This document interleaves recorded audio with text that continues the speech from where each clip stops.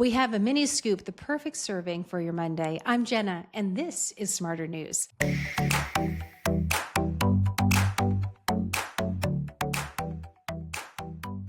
Well, I hope you're off to a great first week of spring, great first full week of spring. We recorded a full scoop for you today, live in front of our insiders, but unfortunately, I had a really terrible technical issue I could not fix. The audio was a mess. I could not use it, and I didn't want to leave you hanging. So I just wanted to record a very short version of Scoop for you to give you the lay of the land for the week ahead. What stories to have on your radar. We know unexpected news can happen, but at least we can know at least what to watch for. So let's go ahead and just map out the week that's in front of us. We're going to start this week with our eyes focused on the Middle East, and that's because we're watching news from there. You have Ukrainian representatives, U.S. negotiators, Russian officials all meeting in Saudi Arabia to try to negotiate some sort of potential ceasefire. Though it's worth pointing out that we have some new bombing by Russia in Ukraine.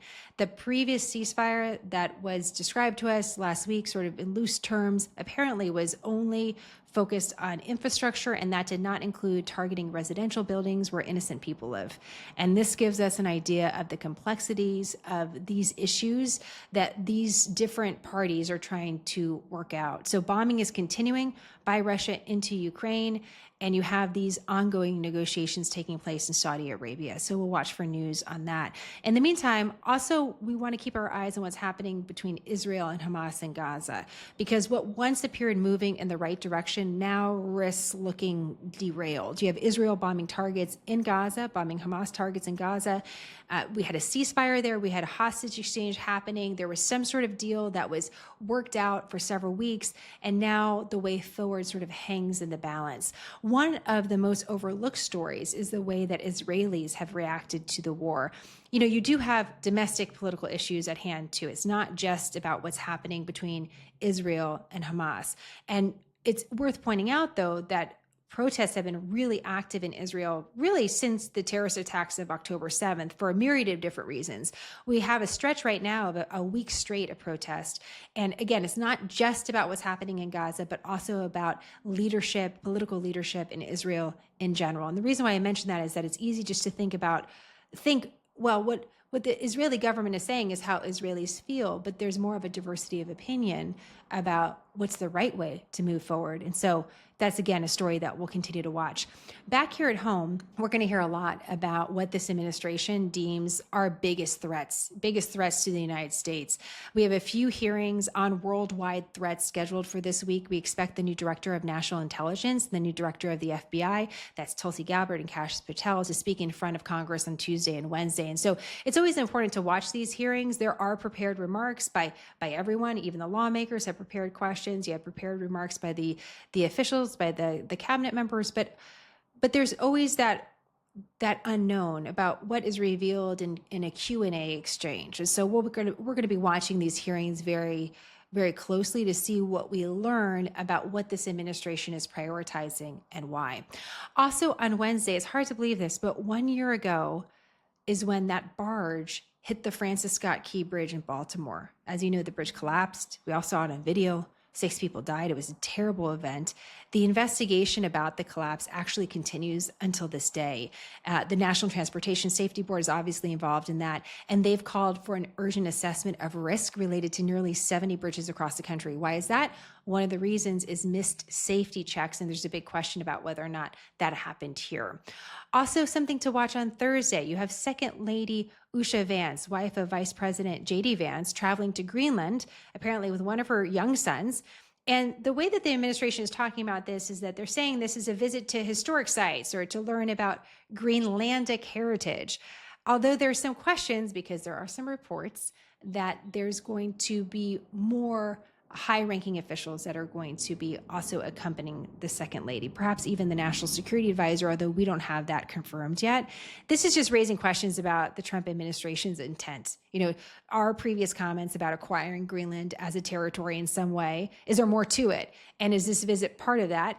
It's our understanding that Usha is going to be taking, the Second Lady, I should say, Usha Vance is going to be taking her son to see the national dog sled race in Greenland. So we should have some pretty cool images and video to come out of this visit. But we're looking at it in kind of two different ways. Like, is this just a friendly cultural visit, or is there actually more to it? Speaking of more to it, also on Thursday, the Senate Committee on Health, Education, Labor, and Pensions, often abbreviated by HELP, the Senate Committee, is going to hold a hearing entitled Anti-Semitic Disruptions on Campus Ensuring Safe Learning Environments for All Students. So this is important to watch because we've seen a lot of upheaval around college campuses around the country.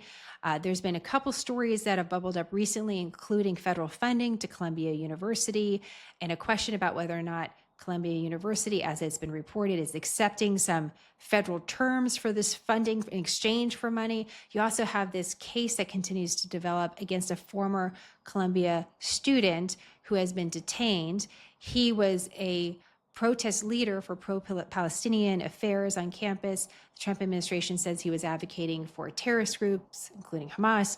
And so that case is developing slowly. So you have a couple stories sort of percolating around this question of ensuring a safe learning environment for all students. And that's going to be the topic of this hearing. So again, something to watch on Capitol Hill.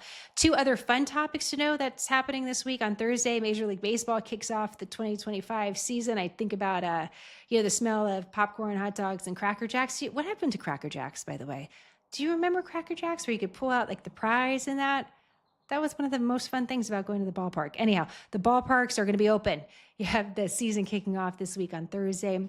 And also something to watch, unrelated to sports, but equally as visual. Peak bloom is what we're watching for in Washington, D.C. It's a great term, peak bloom. It's when you see all the blossoms on the cherry trees in their full grandeur. And so we're watching that. There's different stages for it. And so we're right up against peak bloom. And that could be happening this week, which would be really interesting timing because on Thursday, we're marking the first time a cherry tree was planted along the Potomac in DC back in 1912. And this is just a little dab of history for you. It's a good story. There was a woman, she was a traveler, reporter, author, photographer, sort of a Renaissance woman of sorts. Her name was Eliza Skidmore. She introduced this idea of planting cherry trees at the nation's capital back in the 1880s because she had traveled around the world and saw them in Japan. But she was basically dismissed for 2 decades until she got the ear of a first lady, Helen Taft, who wanted to improve the area around Potomac Park.